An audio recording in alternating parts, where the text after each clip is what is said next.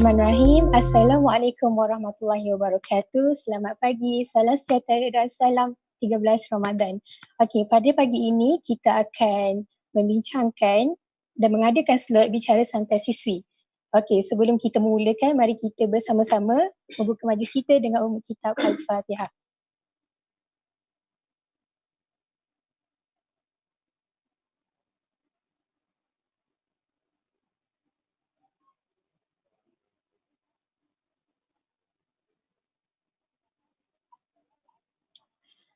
Okey.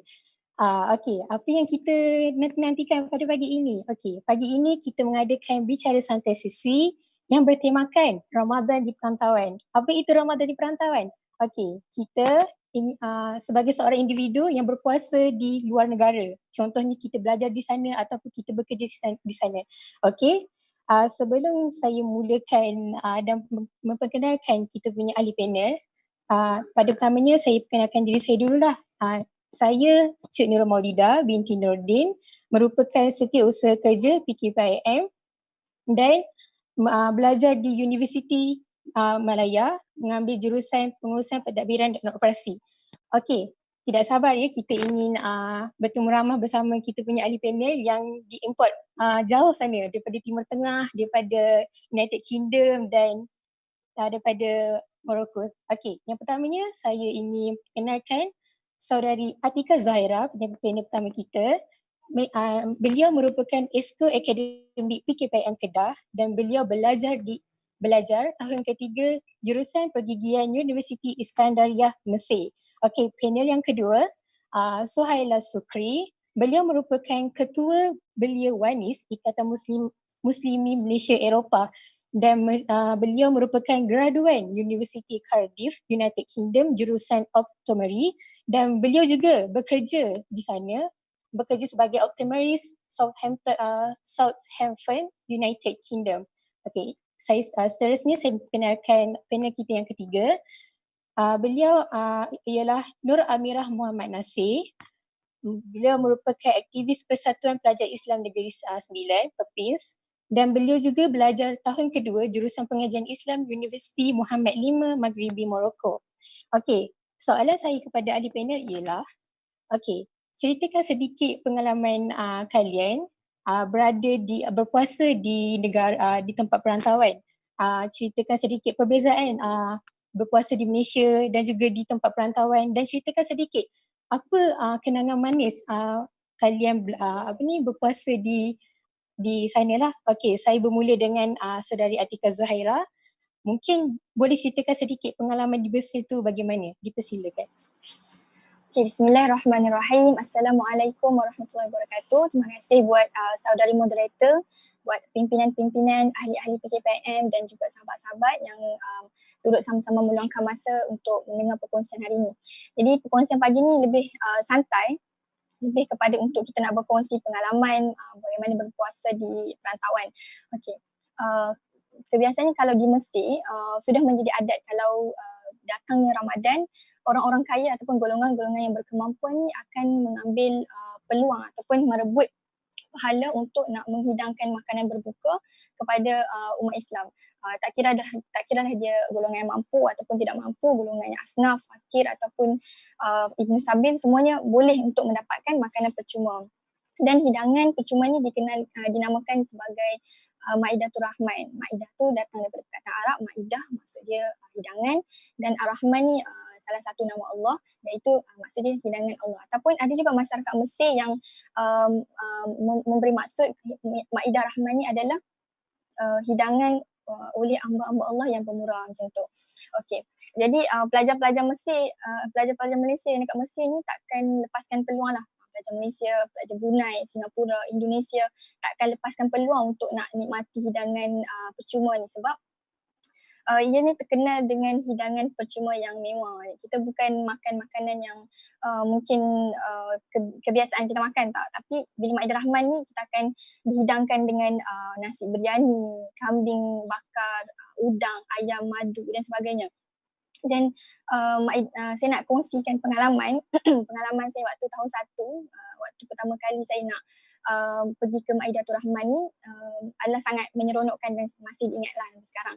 Dan kita boleh dapati Maidatul Rahman ni kat mana-mana pun dekat kawasan Mesir. Boleh kata setiap 1 hingga ke 2 kilometer kita akan jumpa kemah Maidatul Rahman ni. Dan setiap kemah Maidatul Rahman ni akan dihiaskan dengan kain rentang warna-warni yang merupakan simbolik Ramadan untuk rakyat Mesir. Dan waktu saya sampai depan kemah tu, saya dan kawan-kawan yang lain tu disambut dengan sangat baik oleh rakyat Mesir. Seolah-olah macam mereka sangat menghargai kedatangan kami. Ada yang melambaikan, ada yang melambai tangan, ada yang senyum seronok, ada yang panggil masuk dan kami dibawa masuk, diberi tempat duduk dan kemudiannya saya sendiri melihat suasana yang sangat meriah. Satu kemah tu memuatkan lebih kurang 100 hingga 200 orang dalam satu masa. Dan terpulang sama ada nak ambil makanan tu balik makan kat rumah ataupun nak berbuka puasa sama-sama. Jadi kami ambil peluang tu lah untuk nak makan bersama-sama, nak lihat sendiri macam mana rakyat Mesir berbuka puasa. Jadi momen bila saya duduk dekat tempat duduk tu, makcik yang sebelah kiri saya tu, dia tepuk bahu, dia panggil Ahsanun Nas, Ahsanun Nas. Sebab rakyat Mesir ni dia tak panggil orang Malaysia dengan panggilan Malizi. Dia akan panggil kita dengan panggilan Ahsanun Nas. Maksudnya sebaik-baik manusia. Mungkin sebab masyarakat rakyat Malaysia yang duduk di sana yang sebelum-sebelum ni, senior-senior sebelum ni menunjukkan adab ataupun perilaku yang baik, sampaikan rakyat Mesir admire sangat dengan rakyat Malaysia ni. Lepas tu momen yang saya duduk dekat Maidatul Rahman tu, saya tengok kiri kanan depan belakang tak ada satu pun orang yang bersembang sesama sendiri ataupun ada yang bermain telefon. Memang tak ada langsung waktu tu. Yang ada cumalah masing-masing dekat tangan pegang mushaf Al-Quran dan menghabiskan sisa-sisa masa sebelum azan dengan membaca Al-Quran. Kemudian saya dengan kawan-kawan waktu tu tak bersedia untuk nak baca Al-Quran. Jadi kami pun macam nak sama-sama masuk dalam suasana membaca Al-Quran, kami pun buka lah telefon, buka apps baca Al-Quran. Lepas tu makcik yang sebelah tadi tu, dia pun cakap dekat saya, dia kata, kamu baca Al-Quran guna telefon, kamu dapat pahala membaca, kamu dapat pahala melihat ayat Al-Quran. Tapi kalau kamu pegang mushaf, dia tunjuk mushaf dia tu, mushaf Al-Quran, kamu akan dapat lagi pahala memegang mushaf Al-Quran. Maksudnya dia bagi nasihat lah, kalau nak baca Al-Quran sebaiknya pegang sendiri mushaf Al-Quran tu. Suasana membaca Al-Quran ni dalam bulan Ramadan kat Mesir kita boleh lihat dekat mana-mana pun. Baik daripada masyarakat yang duduk dalam pengangkutan awam tengah tunggu bas, dalam kereta api, dalam teksi, semuanya masing-masing dekat tangan ada yang memegang mushaf Al-Quran. Dan suasana ni lah yang menghidupkan sebenarnya suasana Ramadan tu. Dan bila saya sendiri yang merasai suasana Ramadan dekat bumi Mesir, saya rasa inilah negara yang sebenar-benarnya negara Islam yang menyambut Ramadan lebih meriah berbanding dekat Malaysia. Okay. Itu saja buat masa ini. Okay, menarik juga ya buka puasa suasana Ramadan di Mesir. Dia ibarat kita berpuasa di Mekah juga sebab suasananya tu ada. Okay. Oleh itu saya seterusnya saya memberi peluang kepada ahli panel kita Suhaila Sukri untuk memberi juga pengalaman beliau ketika berpuasa di United Kingdom. Silakan. Bismillahirrahmanirrahim. Assalamualaikum warahmatullahi wabarakatuh. Pertama sekali terima kasih kepada moderator Saudari Maulida. Bila dengar pengalaman di Mesir ni rasa seronok sangat, rasa macam nak duduk di sana. Jauh sangat beza kalau dibandingkan dengan pengalaman puasa di UK ni. Jadi kalau nak kongsikan semua pengalaman memang tak cukup dalam masa yang ada, masa yang singkat . Jadi seberingkaslah tentang pengalaman saya sepanjang berada di UK ni. Ini merupakan tahun yang kelima lah saya berpuasa di sini dan tahun keempat saya berpuasa penuh. InsyaAllah tahun ni sekali di UK. Jadi pertama sekali apa yang bezakan berpuasa di UK berbanding Malaysia? Of course tempoh yang sedikit panjang dan sebab seperti mana kita tahu UK ni negara 4 musim Jadi tempoh puasa tu akan bergantung kepada musim apa Ramadan tu jatuh Saya pernah berpuasa di musim panas di mana tempoh puasa tu hampir mencecah 19 jam. Kami bersahur seawal 2.30 pagi dan berbuka sekitar 9.30 malam. Jadi boleh bayangkan macam mana kalau yang pergi tarawih di masjid ataupun surau yang berdekatan tu 12.30 baru balik tarawih dan selang 2 jam dah kena sahur dekat situ ada sedikit kejutan kejutan budaya perut lebih kurang sebab kita baru berbuka dan bayangkanlah kita banyak kita makan waktu berbuka dan nak kena sahur pula dan kita orang Melayu nak kena makan nasi juga bila sahur tu. Itu satu pengalaman yang menarik jika dibandingkan dengan berpuasa di Malaysia. Itu yang pertama. Dan yang kedua, kalau pengalaman manis. Kalau saya flashback balik pengalaman puasa sewaktu bergelar mahasiswi di Cardiff dulu, saya pernah sekali ni balik tarawih daripada masjid dan kebetulan waktu tu Friday night Bayangkanlah Friday night bila di Eropah ni Mak Saleh ni keluar untuk clubbing, keluar pergi pub Dan kami waktu tu bertelekung balik daripada surau Bayangkanlah kami bertembung dengan satu grup yang mabuk Jadi perasaan waktu tu bercampur bau Rasa takut, rasa kesian dekat mereka pun ada juga Rasa bersyukur dikurniakan nikmat Islam di tengah-tengah negara yang minoriti Islam Itu antara kenangan manis lah. Jika ditanya tentang cabaran berpuasa di sini, bagi saya kalau cabaran ni lebih kepada macam mana kita berkomunikasi dengan rakyat tempatan. Macam mana kita nak terangkan ataupun fahamkan mereka kenapa kita berpuasa. Sebab mereka memang akan tanya kenapa puasa? Kenapa puasa orang Muslim ni tak boleh minum air? Tak mati ke? Tak dahaga kan? Itulah soalan setiap tahun penat dan nak explain Itulah cabaran yang paling mencabar lah bagi diri saya. Kalau nak cakap tentang restoran buka ke, tak tergoda ke, tengok Mak Saleh makan ke, yang tu tak berapa nak mencabar sebab kita pun selalu masak sendiri kat rumah kita jarang makan dekat luar Yang lebih mencabar adalah macam mana nak fahamkan masyarakat non-Muslim ni tentang ibadah yang kita lakukan apa itu Ramadan sebenarnya.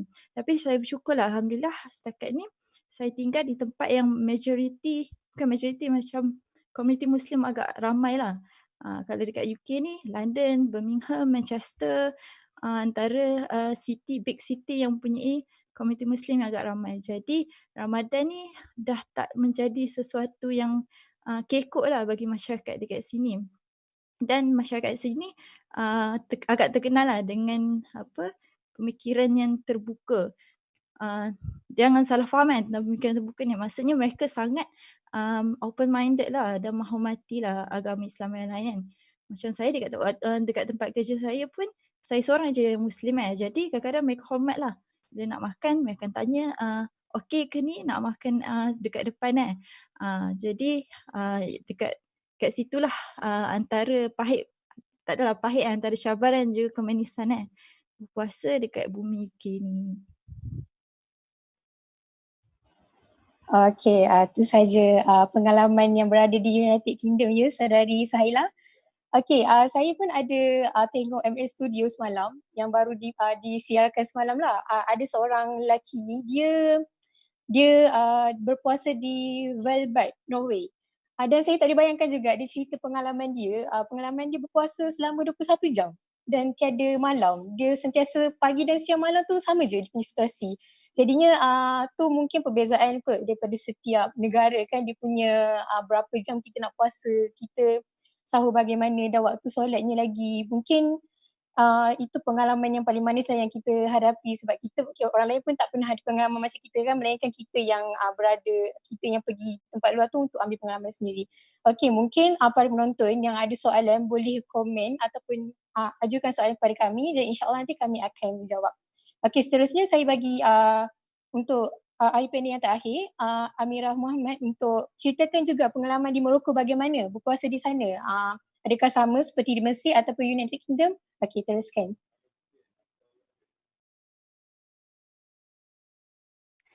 Baik, pertamanya terima kasih saya ucapkan kepada Cik Moderator kita, Cik Maulida.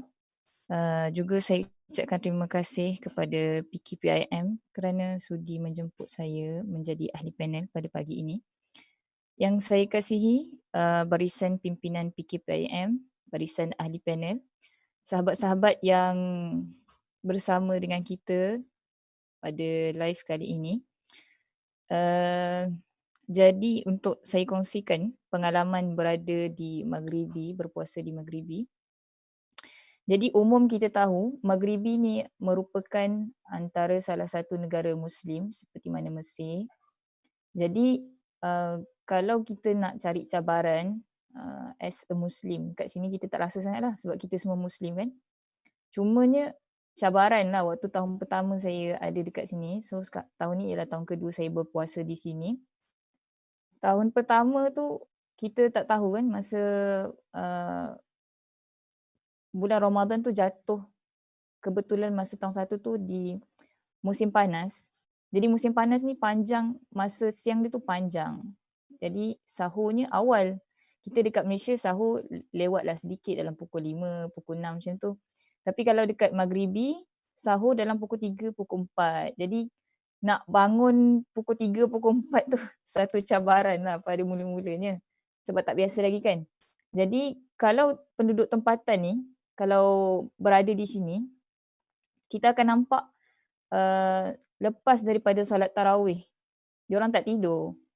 Diorang memang akan stay sampai sahur, kemudian selepas subuh baru diorang tidur. So malam tu meriah lah. Masih ada bunyi tapak kaki, masih ada bunyi jiran yang berborak-borak dekat rumah.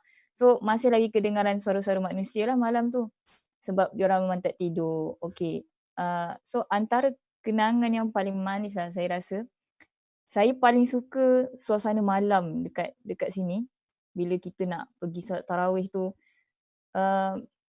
langit Morocco ni dia tak banyak awan tau. Jadi kalau kita keluar malam-malam tu, Masya Allah, kalau tak hujan, memang jarang pun hujan lah sebab Maghribi memang jarang hujan. Kita memang akan nampak bintang, cantik lah langit kalau kita keluar malam tu. Dan kita akan nampak pemuda-pemuda Maghribi, diorang akan pakai baju tradisional dia, kita panggil dia jalabah, dan dia akan sangkutlah ridak dekat bahu. Kemudian diorang akan pakai satu selipar. Selipar tu dia, kalau nak bayangkan dia tu buat daripada kulit, dia ada macam-macam warna. Ada warna kuning, ada warna hitam, diperbuat daripada kulit. So kalau kita keluar malam tu, kita memang akan nampak lah diorang pakai baju tradisional tu. Sama juga perempuan pun akan pakai jalabah ataupun kita panggil koftan.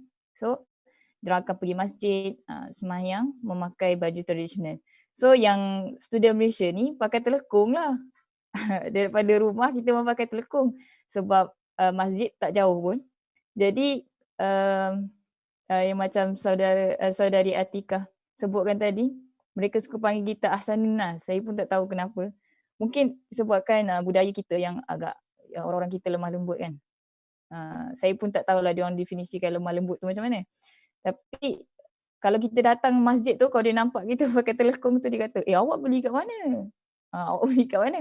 Saya nak beli juga, saya nak pakai sebab diorang tak pakai telekung. Jadi diorang tanya kita, awak beli telekung kat mana? Jadi mungkin boleh difikirkan lah pada masa akan datang kita boleh jual telekung kat Maghribi ni. Sebab makcik-makcik tu sangat suka telekung kita. Saya pun tak tahu kenapa. Mungkin berwarna-warni, diorang pakai jubah biasa je dan tudung diorang akan masuk dekat bahagian dalam. Diorang punya tudung, diorang tak pakai macam kita, biarkan labu di luar. So itu antara pengalaman manis lah. Dan juga ada satu lagi, semasa saya tahun 1,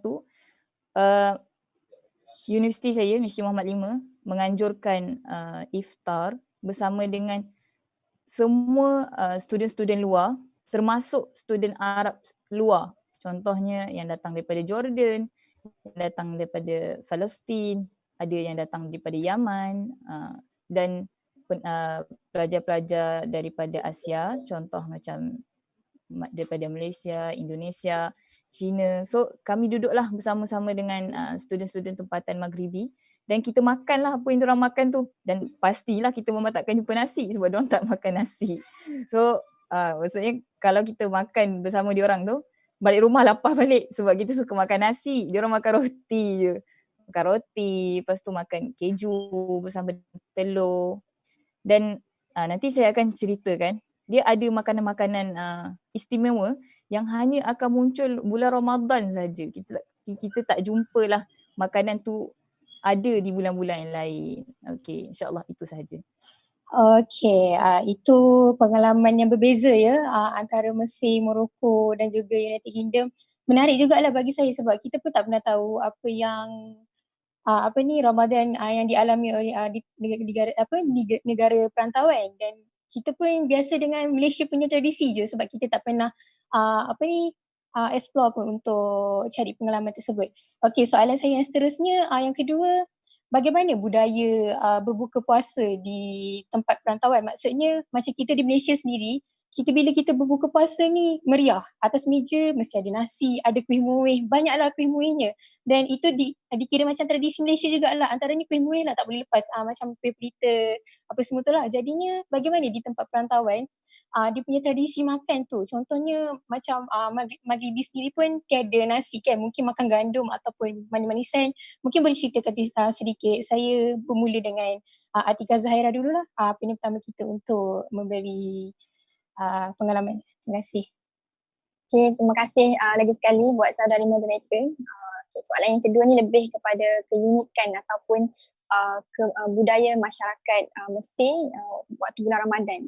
Keunikan ni maksudnya yang tak berlaku pada bulan-bulan lain ataupun yang mungkin saya tak nampak benda tu berlaku dekat Malaysia. Okay, kebiasaannya bila masuknya bulan Ramadan ni, masyarakat Mesir ni akan membuat persiapan kain rentang dekat rumah masing-masing, dekat masjid, dekat kedai-kedai, dekat lorong-lorong kecil dia akan pasang kain rentang warna-warni.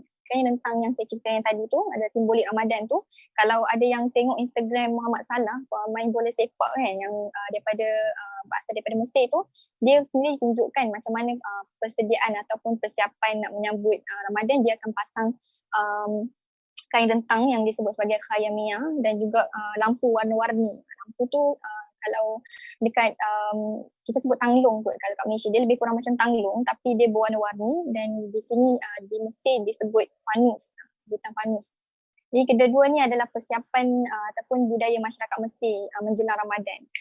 Yang kedua, kebudayaan ataupun keunikan masyarakat Mesir waktu bulan Ramadan adalah semakin menghampiri akhirnya Ramadan tu, masyarakat dia makin menghidupkan suasana Ramadan. Kalau dekat Malaysia, tarawih satu Ramadan penuh jemaah. Makin masuk 10 Ramadan, 11 Ramadan, dah makin berkurang dah jemaah. Dah jadi 2-3 saf je kan. Tapi berbeza dengan masyarakat Mesir, makin berakhirnya Ramadan, makin dihidupkan. Makin nak menghidupkan roh Ramadan tu sendiri. Kalau sebelum ni jemaah Masjid Musa yang berdekatan dengan rumah saya tu, kebiasaannya 6 hingga 7 ribu jemaah. Tapi masuk 10 Ramadan yang terakhir tu, jemaah cukup sampai berpuluh ribu. Sampaikan di jalan raya, sampaikan masuk ke wilayah lain jemaah dari Masjid Musa tu. Betapa masyarakat Mesir ni sangat-sangatlah suka nak menghidupkan Ramadan dekat penghujung bulan kan. Dan masyarakat dia juga menjadi makin pemurah. Kalau sebelum ni ada Maidatul Rahman kan, makin berakhir ada pula Syantah Ramadan. Syantah ni kalau bahasa Mesir maksud dia bag, Syantah bag Ramadan. Kalau kita tengok kereta-kereta yang lalu kat tepi jalan tu, bila masuk je lepas asar kan, akan ada orang-orang yang volunteer baling Syantah ni masuk dalam kereta. Dan uniknya, pemandu-pemandu teksi ni dah get ready, akan buka tingkap sambut. Masa tu saya first time duduk dalam teksi, saya tanya, Pakcik sambut apa tu? Sebab saya jarang tengok benda yang dibaling dari luar disambut elok daripada orang kat dalam tu kan. Dia pun kata, benda ni adalah adat kami kat sini, kat Mesir, untuk nak meraihkan orang-orang yang kat jalan mungkin tak sempat berbuka. Jadi dia akan baling lah makanan-makanan untuk berbuka. Kalau ada 3 penumpang, 3 lah Syantah yang dia akan baling masuk dalam teksi tu. Jadi perkara-perkara yang saya rasa macam sangat unik yang tak ada kat Malaysia, dan juga tak ada dekat bulan-bulan lain. Dan juga ada masa lagi ke? Ada. Dia mungkin beza sikit dengan Malaysia. Kalau Malaysia ni adatnya kita macam bagi bubur lambuk lah kan. Kita sediakan bubur lambuk dekat tepi jalan tu. Lepas tu buka tingkap tu dia bagi. Satu lebih kurang satu lah. Mungkin berbezanya dengan baling. Okay. Dan juga saya nak kongsikan tentang tarawih. Kalau dekat masyarakat Mesir ni disebabkan keempat-empat mazhab dia berasal dari negara Mesir. Jadi yang pasal tarawih tu kita boleh kemudian. Itu soalan seterusnya lah. Seterusnya. Itu soalan seterusnya boleh. Nanti. Okay, boleh. Okay. Seterusnya kita beralih kepada Sahila Sukri. Mungkin boleh kongsikan pendapat juga bagaimana budaya puasa di sana. Contohnya macam buka puasa tadi tu lah, mungkin ada lebih kurang macam Mesir tadi tu ke. Saya nak tanya juga Atika Zahira, saya lupa tadi. Dekat Mesir dia punya tradisi dia makan nasi arak juga ke, macam hari-hari makan nasi arak ke macam mana? Kalau hari kebiasaannya makan makaroni, makan mie, makan roti. Tapi kalau dia makan yang western jugalah ya kiranya dekat Mesir ni. Dia bukan western, dia jadi eastern lah. Eastern, okay. Ya. Oh, okay. Mungkin boleh teruskan Saila Supri. Okay, bismillahirrahmanirrahim. Sekali lagi terima kasih kepada Saudari Maulidah selaku moderator. Sekali lagi saya kalah lah untuk bercerita tentang bagaimana meriahnya berbuka puasa ni. Seperti mana di Mesir kan. Rasa seronok sangat, rasa nak pergi Mesir sekarang kan. Sedikitlah pengalaman kan. Kalau pengalaman di mana bila saya join Islamic Society ataupun local committee masjid yang ada kan berbuka puasa. Seingat saya 2017 dulu, 3 tahun yang lepas saya pernah join di mana mereka buat berbuka puasa iftar secara besar-besaran lah, dijemput juga local people ataupun non-Muslim untuk datang untuk sama-sama merasai macam mana orang Islam berbuka puasa, macam mana orang Islam solat kan. Itu antara perkara yang saya sangat amazed lah dan saya sangat kagum dengan Islamic Society dekat sini. Dalam bulan puasa tu mereka sibuk dan juga dengan berdakwah cari jalan juga untuk berdakwah kepada non-Muslim kan.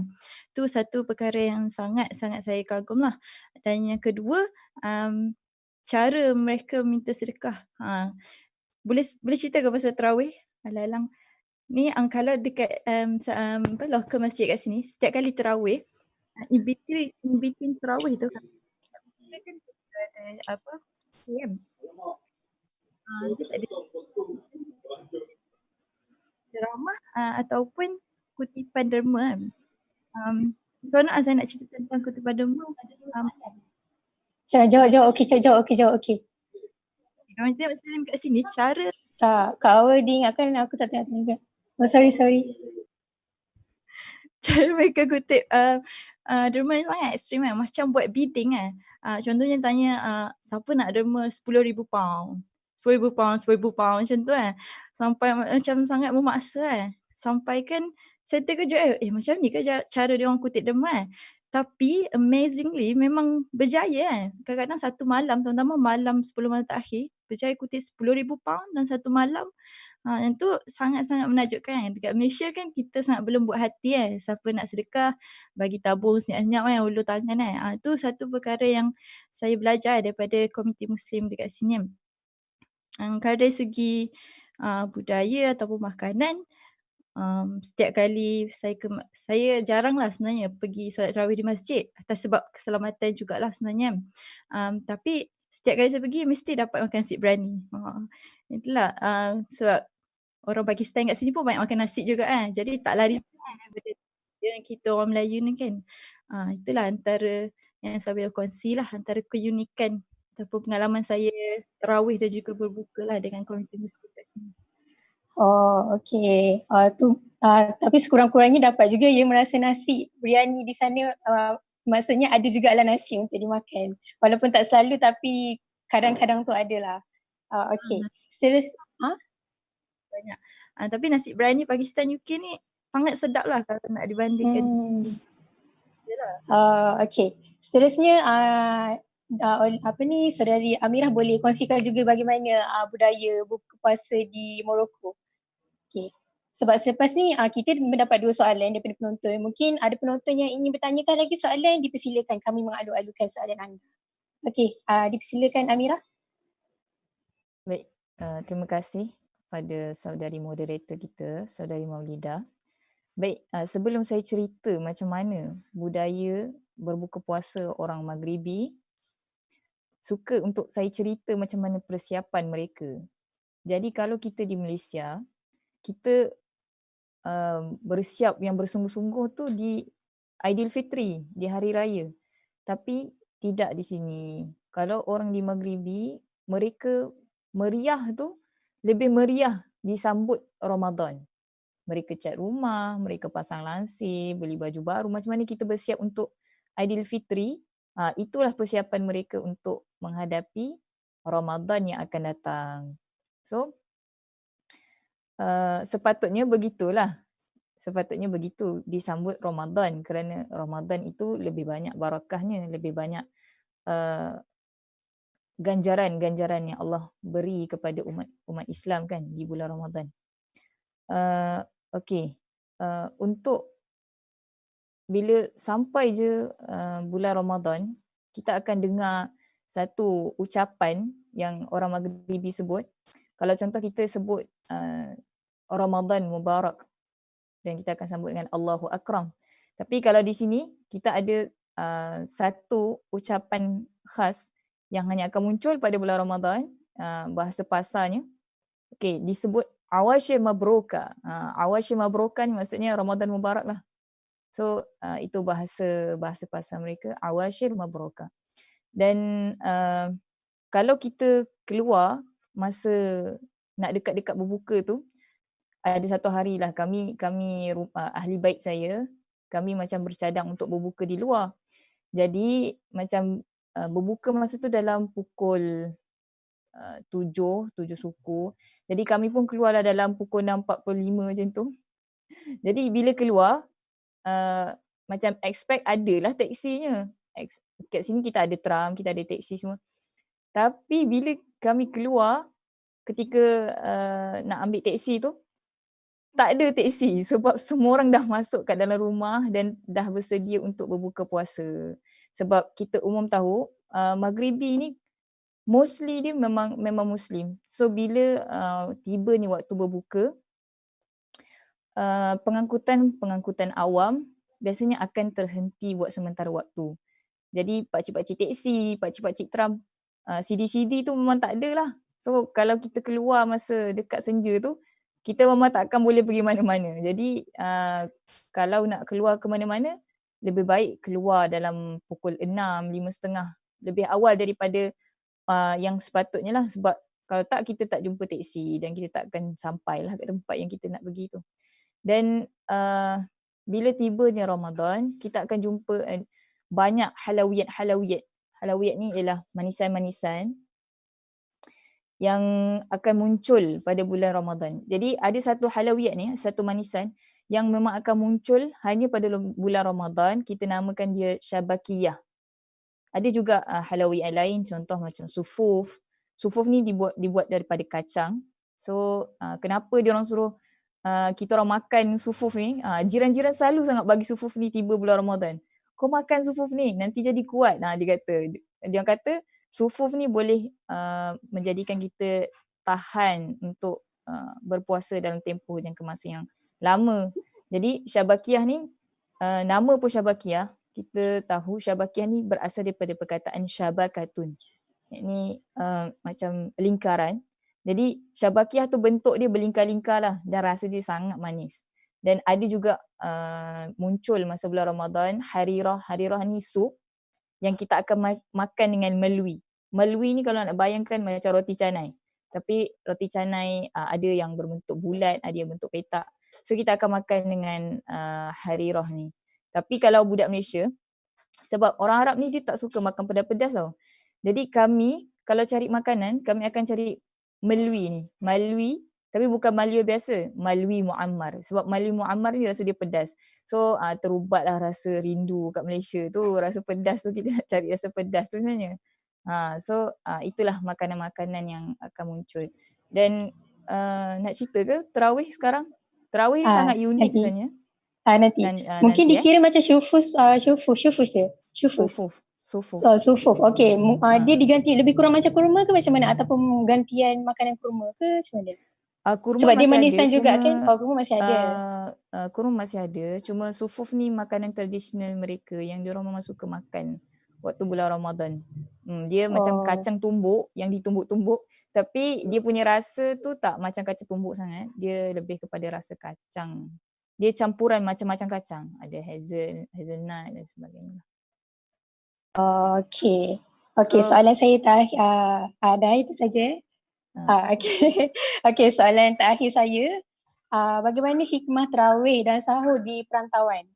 Mungkin kita nak tahu jugalah sahur tu macam mana, waktu timing dia juga kan. Lepas tu makan tu macam mana pula, sebab kalau macam mungkin Mesir boleh jumpa lagi nasi, tapi macam dekat United Kingdom macam dekat Maghribi macam susah nak jumpa nasi, sebab kita orang Malaysia ni dah biasa dididik dengan karbohidrat, nasi.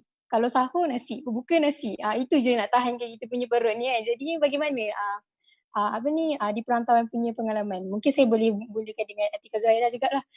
Saya bagi masa dalam 2 minit. 3 minit lah, 3 minit setiap seorang, mungkin sebab kita ada soalan lagi daripada para penonton.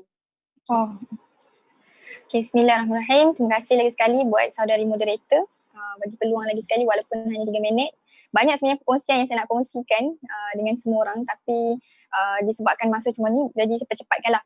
Okay, tarawih dekat Mesir ni, dia ada sebahagian masjid yang melakukan 8 rakaat dan 3 witir, dan ada juga sebahagian masjid yang melakukan 23 rakaat. Tapi masing-masing pendapat menghormatilah pendapat yang lain kan. Yang 8 menghormati 20, 20 menghormati 8. Dan walaupun 8 rakaat, tapi tempohnya nak habis untuk tarawih satu malam tu ambil masa 2 hingga 3 jam. Terutamanya dalam masjid, dekat masjid-masjid yang besar lah, sebabnya dia nak menghabiskan 1 juzuk untuk 2 rakaat tarawih. Lebih kurang anggaran 1 rakaat itu 10 hingga ke 11 muka surat. Jenuh lah berdiri nak menghabiskan 11 muka surat tu. Tapi itulah keunikan sebenarnya yang hanya berlaku 30 hari dalam setahun. Okey, kemudian hikmah, saya masuk terus kepada hikmah berpuasa dan sahur dan tarawih di negara Mesir.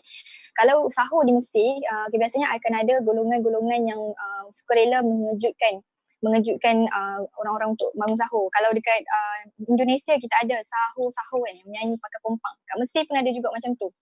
Dia akan kejutkan orang untuk bersahur. Bermula daripada jam 2 pagi hingga ke 3 pagi lah, sampai ke azan subuh. Okay. Dan sama juga macam yang berlaku dekat Morocco, tempoh malam waktu bulan Ramadan sangat pendek, sebabnya Ramadan akan jatuh pada musim panas. Jadi tempoh perbezaan antara tarawih habis jam 11 malam hinggalah ke sahur 3 pagi tu hanyalah mengambil masa yang sikit. Jadi orang kat Mesir ni tak tidur. Dia akan buatlah ibadat-ibadat baca Quran, buat solat yang ada kunut yang sangat panjang dan sebagainya. Okay. Antara hikmah yang pertama yang saya rasa mungkin walaupun hakikatnya menyambut Ramadan di perantauan ni sangat menyedihkan, tapi bila kita tengok sudut lainnya, ada hikmah-hikmah ataupun kebaikan-kebaikan yang kita boleh perolehi. Yang pertama, kalau sebelum ni kita terbiasa dikejutkan sahur, terbiasa dihidangkan makanan berbuka, terbiasa diingatkan atau diajak untuk bertarawih. Tapi kalau kita diletakkan dalam situasi yang tak ada semua tu, kita akan automatiknya terdidik untuk melakukan semuanya atas kehendak sendirilah. Maksudnya kita akan lebih berdisiplin dan juga lebih independen.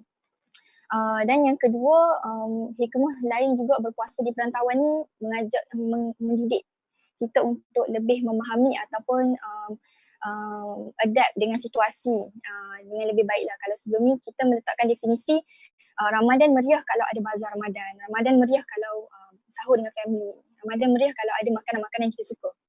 Tapi bila situasi tak ada semua tu, kita akan rasa macam sebenarnya untuk nak mendapatkan kemeriahan sesuatu benda tu tak perlu pun bersyarat.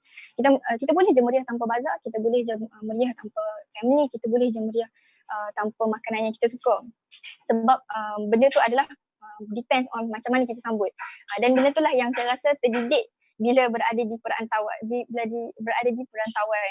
Okay. Dan juga bila kebiasaan kita untuk melakukan budaya ataupun kebiasaan yang kita ulang-ulang setiap tahun, kita sepatutnya tak larut diri kita untuk membuat perkara-perkara kebiasaan tu hanya atas dasar ikut-ikutan. Tapi sebenarnya kita perlu buat atas dasar kita faham kenapa kena berpuasa. Maksudnya kita tak meletakkan berpuasa dalam bulan Ramadan mesti kena ada sekian-sekian. Kita lebih adapt lah. Hikmah ni kita lebih adapt, letaklah dekat situasi macam mana pun kita boleh memeriahkan suasana tu tanpa perlu ada benda-benda yang kebiasaan kita ada. Okay. Dan yang ketiga, lebih kepada kita menghargai ataupun kita bersyukur dengan apa yang ada sebelum ni yang kita anggap biasa. Sebab kita takkan mampu nak menghargai satu benda tu selagi kita belum pernah merasai kehilangan. Kalau sebelum ni kita rasa dikejutkan ibu untuk bangun sahur tu perkara biasa, bersahur dengan family tu perkara biasa, berbuka dengan makanan yang kita suka tu perkara biasa. Tapi bila kita dah pernah merasai makan makanan yang kita tak minta tapi ada, bila kita terbiasa dengan bangun kejut dengan sendiri, tak dikejutkan oleh ibu ataupun family, kita akan rasa momen-momen yang kita rasa biasa tu, bila kita balik nanti kita akan rasa momen tu lah yang sangat-sangatlah berharga dan sangat-sangat kita perlu hargai. Jadi yang pertama lebih berdisiplin, lebih independen. Yang kedua lebih meletakkan diri kita, menerima diri kita dari sudut faham yang lebih luas. Dan yang ketiga membuat diri kita lebih menghargai lah benda-benda yang sebelum ni kita anggap biasa. Saya rasa cukup je setakat tu. Semoga bermanfaat. Saya serah kembali kepada saudari moderator. Okey, Alhamdulillah tu penerangan daripada pengalaman di Mesir. Okey, seterusnya saudari Suhaila boleh meneruskan dan beri komentar dan juga pengalaman di sana lah. Bismillahirrahmanirrahim.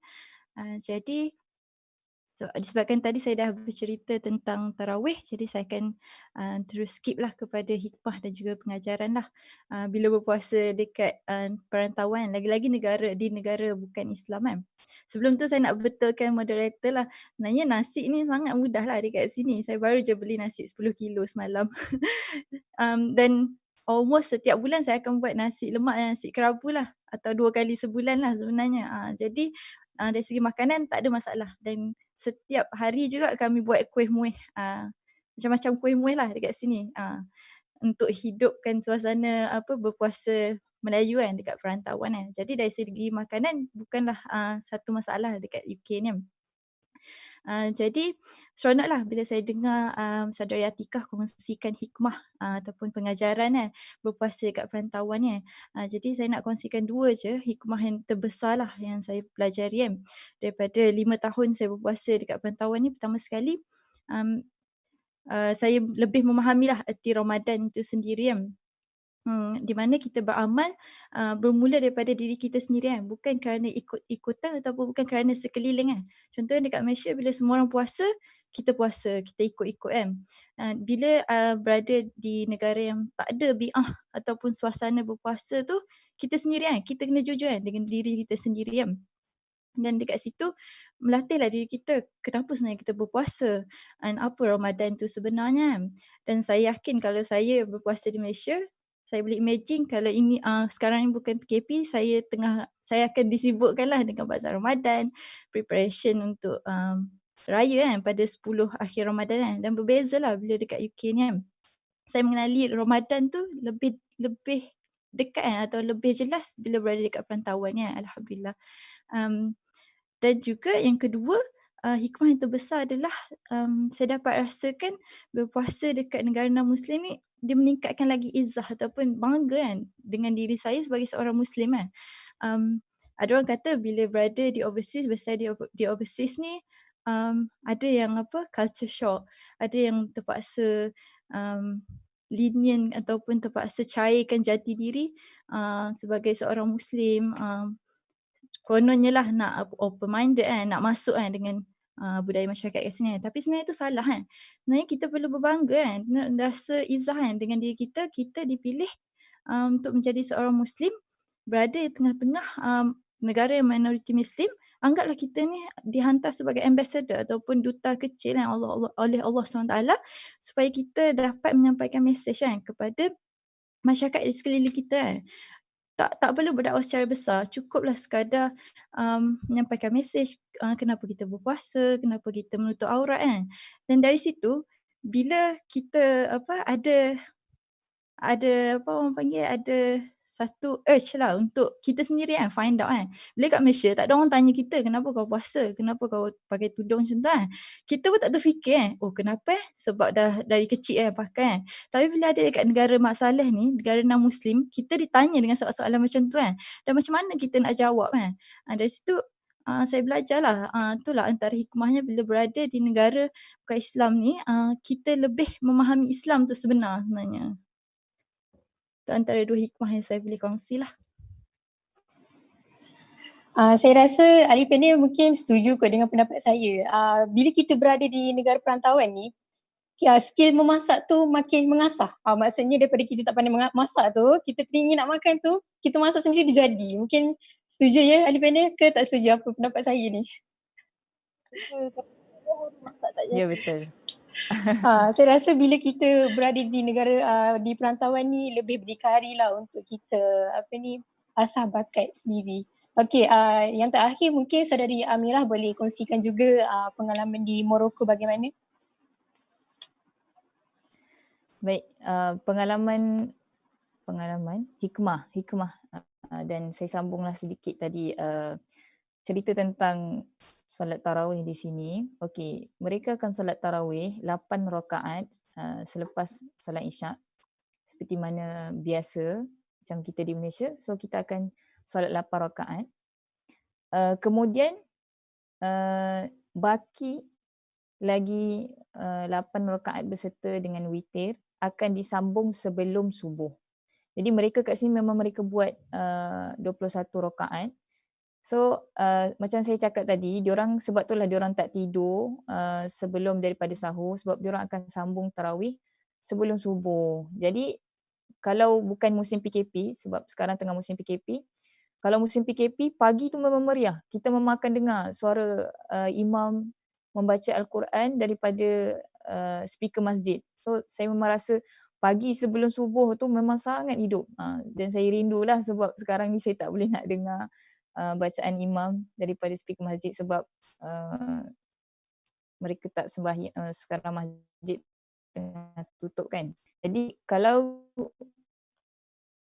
di kita dengan riwayat Asim, Imam Hasan Asim. Tapi di sini mereka baca dengan riwayat Imam Nafi'. Jadi ada beberapa perbezaan pada qiraat. Contoh yang saya boleh bagi ialah bacaan surah Al-Fatihah.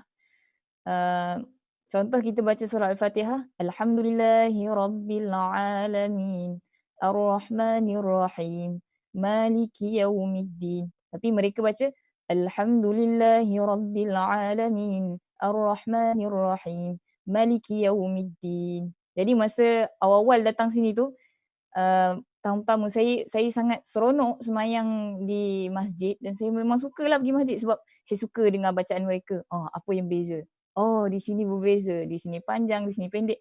Jadi bagi saya itu satu kelainan yang tak ada dekat Malaysia. So kita boleh dapat rasa dia kat sini. Okay, so saya terus ke hikmah. Hikmah yang pertama ialah kita lebih berdikari lah sebab bila kita di perantauan ni kita tak ada keluarga. Jadi keluarga yang kita ada hanyalah sahabat-sahabat kita yang ada di rumah. Jadi kita kena berdikari dan kreatif untuk menghidupkan suasana Ramadan di sini. Jadi contoh macam kalau di rumah kita dikejutkan oleh mak dan ayah. So kat sini kita yang kena kejut orang ataupun kawan-kawan yang kena kejut kita ataupun dikejutkan oleh alarm telefon masing-masing. So kenalah berdikari. So kena pandai untuk menghidupkan suasana Ramadan tu. Kita tak boleh biarkan Ramadan tu berlalu begitu sahaja. So bertadarus bersama kawan-kawan. Contoh macam sebelum berbuka kita buka hadis, baca bersama kawan-kawan. Sebab sekarang di perantauan dah tak ada mak ayah nak tanya kita puasa macam mana hari ni, nak kena buat macam mana, tak ada. Yang sekarang adalah ruang untuk praktikal. So sebelum ni kita asyik belajar teori di sekolah.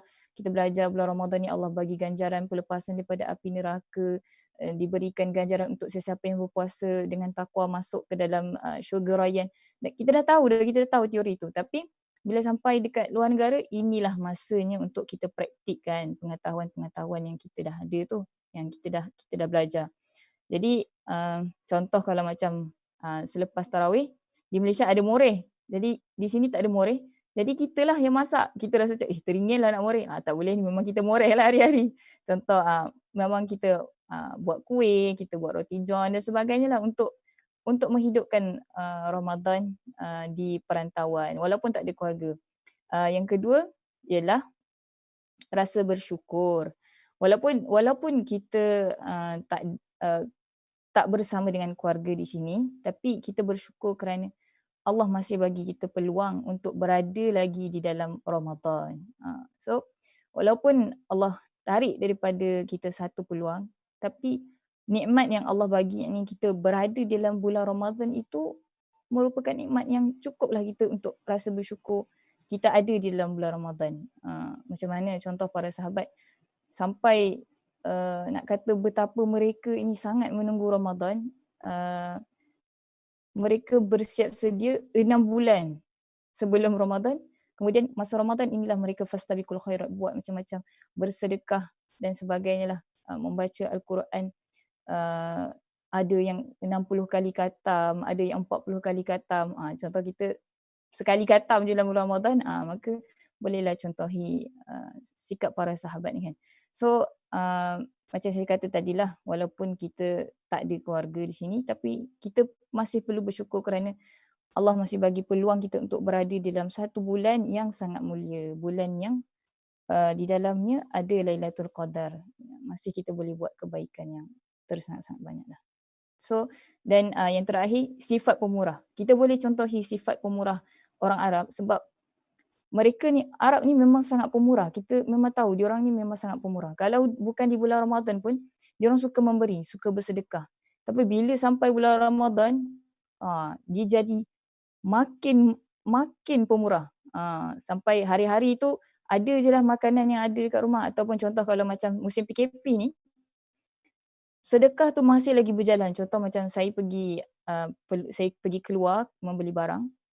Walaupun tak ada orang dekat jalan, peminta-peminta sedekah tu masih ada di luar. Jadi siapa yang nak bagi mereka duit kan?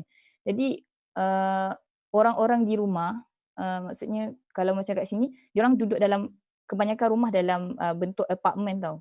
Jadi diorang akan jatuhkan duit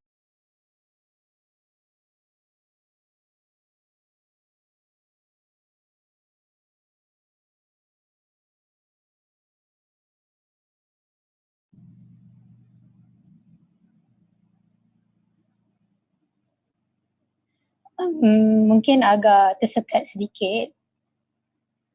Okey, tak apa. Okey, nanti kita tunggu respon daripada Amira. Amira nak teruskan ke? Sebab masa pun sangat mencemburui. Sudah, Alhamdulillah. Cukup. Okey. Itu sahaja Okey. yang saya kongsi. Saya dapat soalan daripada kita punya para penonton. Setakat ni ada 2 soalan. Mungkin ahli panel boleh boleh volunteer untuk jawab ataupun nak saya tetapkan kan. Saya rasa ahli panel mungkin boleh kot rasa nak volunteer juga untuk menjawab soalan sebab setiap orang pengalamannya berlainan kan. Okey, soalan pertama. Soalan kepada para panel daripada Syarifah Nasuha. Berapa lama masa yang diperlukan masing-masing untuk sesuaikan diri dengan suasana belajar dan berpuasa di luar negara? Okey, itu soalan pertama. Mungkin mana-mana ahli panel boleh jawab dulu. Saya bagi masa dalam 2 minit macam tu.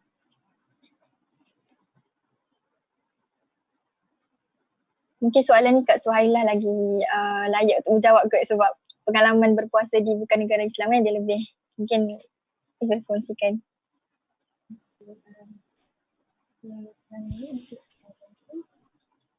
Sebenarnya tak ada definite masa atau lama kan diambil lah. Bergantung pada individu dan juga tempat apa kan. Kalau bercerita pada pengalaman sendiri, pada Kak Su sendiri macam Kak Su datang, Kak Su study di Cardiff. Cardiff ni dia ada satu accent tau, Welsh sebab Cardiff ni dalam, jadi nak adapt dengan Welsh tu, dia dalam lecture tu memang agak susah kan, dalam bulan-bulan kan. Itu dari segi belajar kan. So antara tips yang Kak Su boleh share, pertama sekali cari suasana belajar, cari suasana belajar. Yang paling penting sekali cari support group lah, cari kawan-kawan. Jangan pernah bersendiri lah. Ini antara banyak case depression student yang dekat overseas sebab banyak bersendiri kan, tak keluar, tak berkawan kan. Main tips lah. Kalau ada komuniti Melayu, bergaul dengan komuniti Melayu yang dekat kawasan tu kan. Cari orang untuk bercerita apa masalah kita kan. Support system adalah sangat penting bila berada di overseas sebab tak ada keluarga kan, tak ada mak ayah, tak ada adik-beradik kan yang nak tolong kita kan. Dari segi berpuasa pula, untuk adaptation rasanya samalah cari suasana. Kalau yang bersendirian memang ada je dekat UK kadang dekat ini yang pedalaman sikit kan. Jadi kena pandai lah gunakan manfaatkan teknologi kan. Teknologi, video call. Tapi yang penting cari support system, cari orang untuk contact kan. Dan satu perkara yang agak suka share bila di Cardiff dulu, bila bulan puasa kami pemimpin Melayu ni sikit lah. Mungkin mic tu boleh dekatkan sikit sebab kurang jelas. Agak tersekat sikit. Hello? Jelas ke? Okay, boleh. Jelas. Okay, panjang lagi kan. Okay, yang penting support system lah. Itu perkara yang penting lah. Jadi dekat overseas ni cari support system kan, cari orang kan. Kalau memang seorang-seorang kat situ tak ada orang Melayu langsung, tak ada orang Islam langsung, cari orang untuk kita bercakap lah. Untuk kita mengadu kan. Then contact lah family. Contact family at least minggu sekali, 2 minggu sekali kan. Biasa bercerita. Kurang jelas. Hello? Kisali? Dengar ke? Dengar. Sekarang dengar lagi tak? Dengar Dia tapi dia agak masih tersekat. terputus. Ya, terputus. Terus. Hello? Okay, jelas. Tadi tak dengar langsung ke semua ke? Dia dengar cuma terputus sikit lah. Tapi saya dapat dengar lah. Mungkin penonton yang lain kalau tak dengar mungkin boleh komen lah. Kita ulang balik ke macam mana.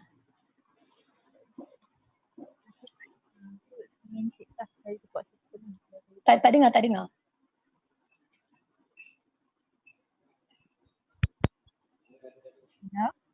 Hello. Itu cakap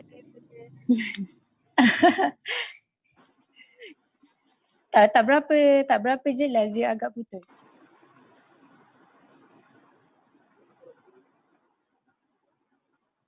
Tak dengar.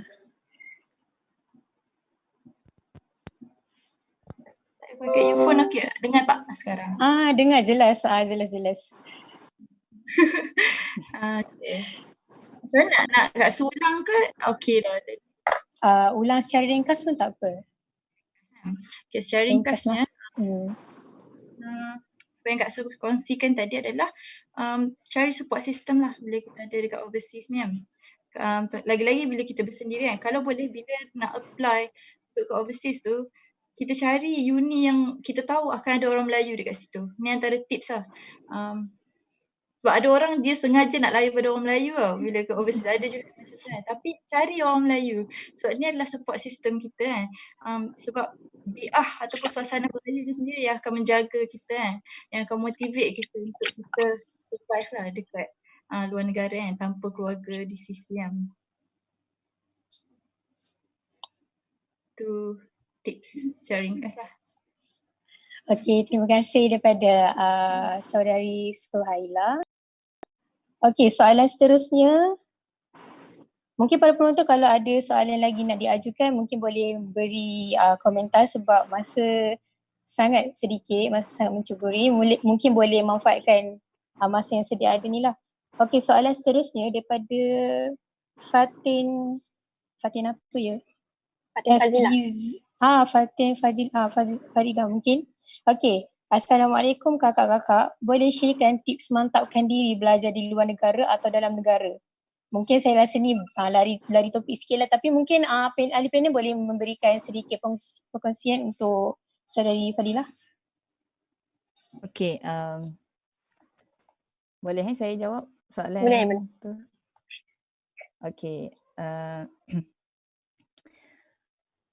Pada pendapat saya, antara salah satu tips yang macam mana kita nak survive duduk dekat luar ni, macam mana kita nak kekal steady dia duduk kat luar ni ialah pertama sekali kita kena letakkan tujuan ataupun kita panggil niat lah.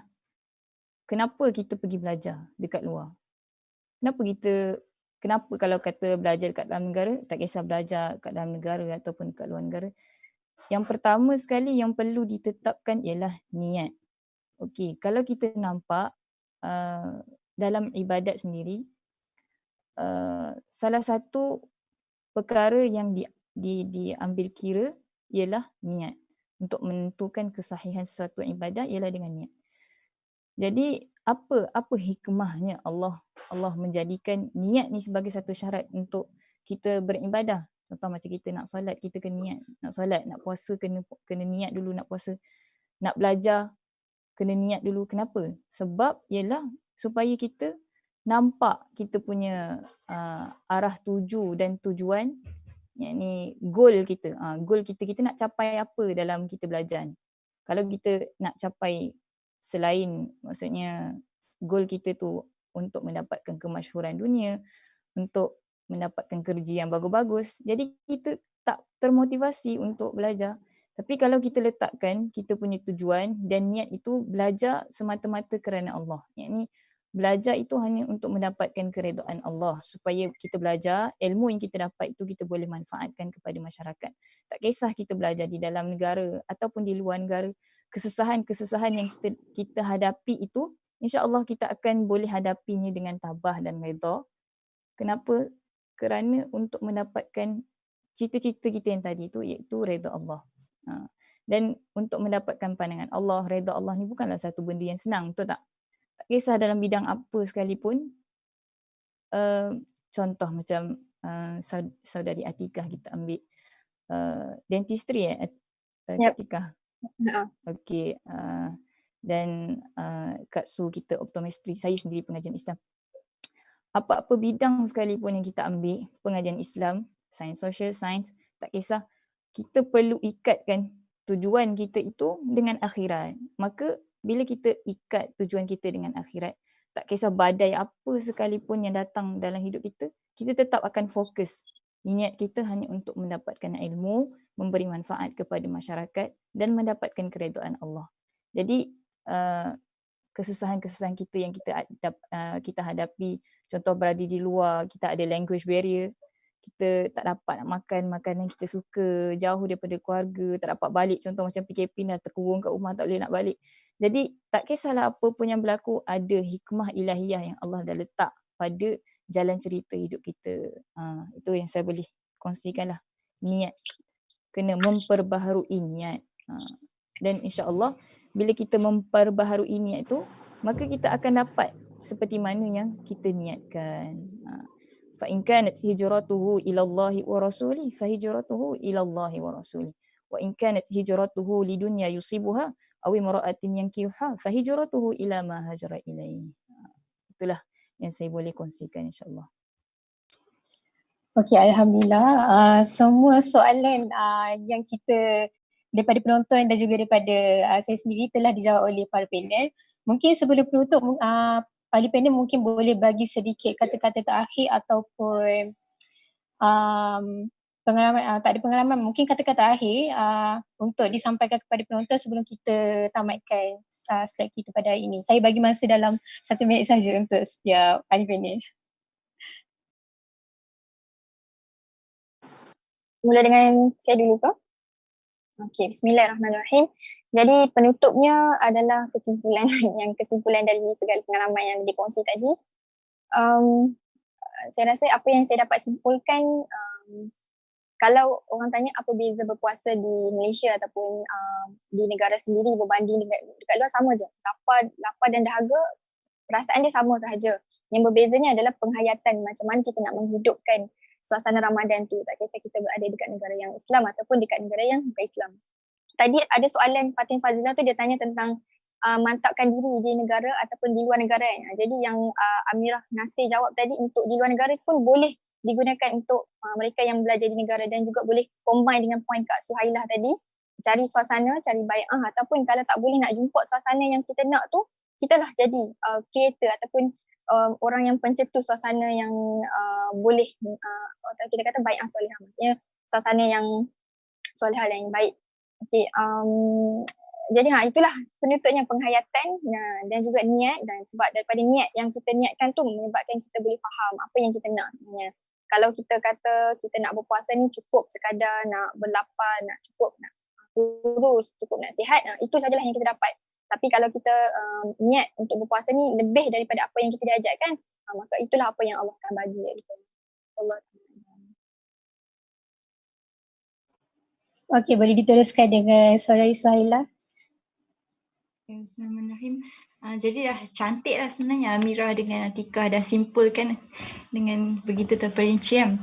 Sedikit kesimpulan, Ramadan ni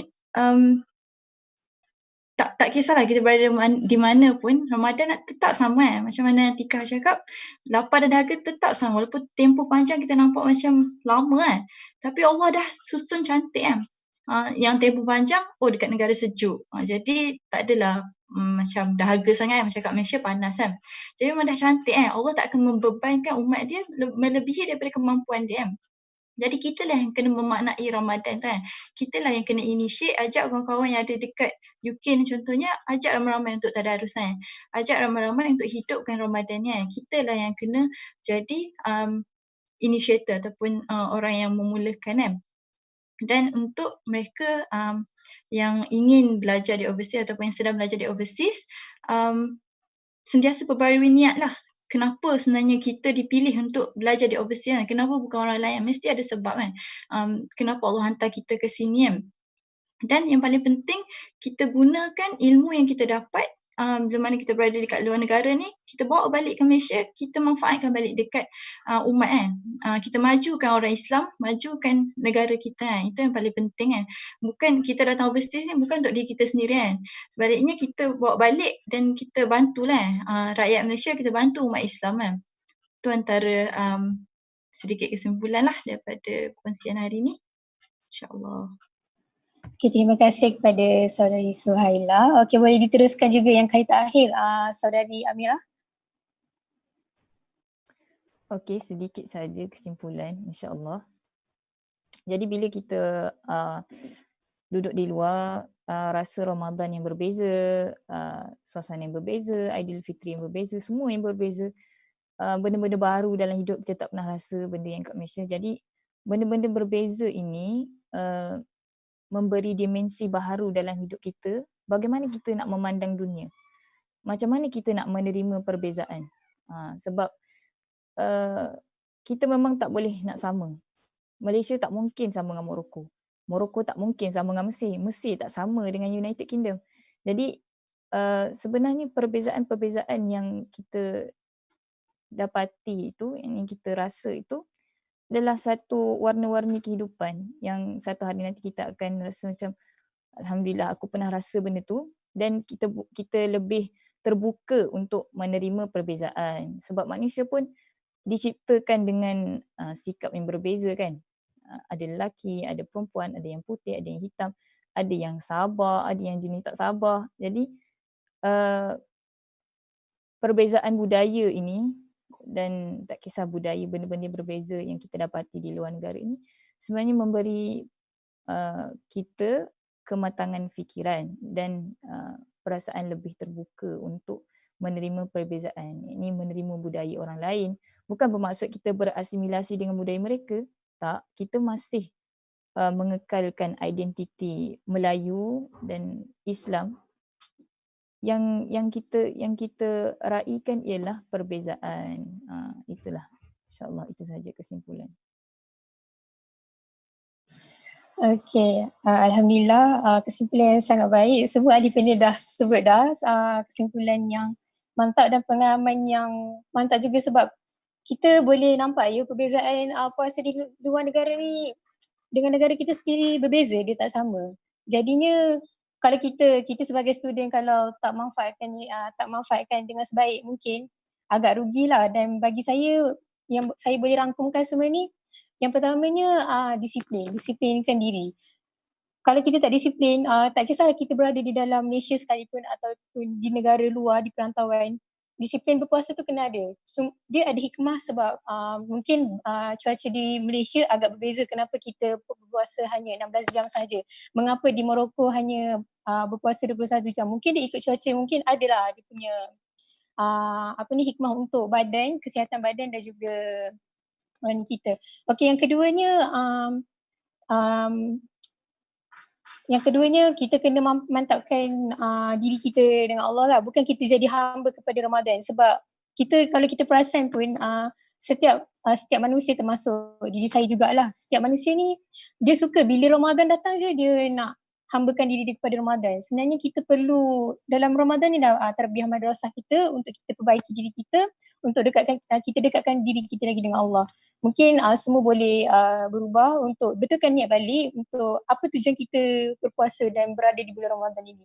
Mungkin bulan-bulan yang sebelum ni kita kurang untuk menghayati dekatkan diri dengan Allah itu, kita kurang mengadu domba dengan dia. Kita selalu sangat mengadu domba dengan manusia dan kurangnya doa tu kepada Allah lah. Itu yang keduanya. Yang ketiganya saya rasa betul juga Kak Atika sebutkan tadi. Bazar Ramadan, benda-benda yang selalu ada dekat Malaysia ni itu semuanya sampingan saja. Mungkin kita boleh nak apa ni? Macam mana ya nak cakap? Kita boleh nak merasai kemuliaan. meraihkan lagi kita punya Ramadan tu dengan cara sendirilah. Tapi yang paling penting tu dekatkan diri dengan Allah. Itu saja. Okey, terima kasih yang tak terhingga kepada ahli panel kerana sudi bersama kami untuk bicara santai siswi yang bertemakan Ramadan di perantauan. Saya sangat teruja dapat berjumpa dengan ahli panel semua sebab semua belajar jauh-jauh yang berada di tempat jauh-jauh. Masa pun sangat berlainan ya. Sekarang kat sana pukul berapa ya Kak Syailah? Sekarang 5 suku pagi. 5 suku pagi ya. Saya rasa rakyat Malaysia pun tak mampu nak bangun waktu ni untuk secara langsung ya. Pukul 4 suku, Masya Allah. Baru masuk syuruk lah. Saya baru masuk subuh. Baru masuk subuh. Sempat lagi lah tu nak minum kalau tak azan lagi. Dah azan dah. Dah azan dah. Okey, terima kasih yang tak terhingga. Mungkin minta maaf atas kekurangan dan kesilapan dan juga masalah teknikal yang saya hadapi sebentar tadi. Okey, mungkin insyaAllah kita boleh bertemu lagi lah untuk masa akan datang insyaAllah. Okey, terima kasih semua. InsyaAllah kita jumpa lagi. Terima kasih juga. Kita tutup majlis kita dengan tasbih kafarah dan suratul As.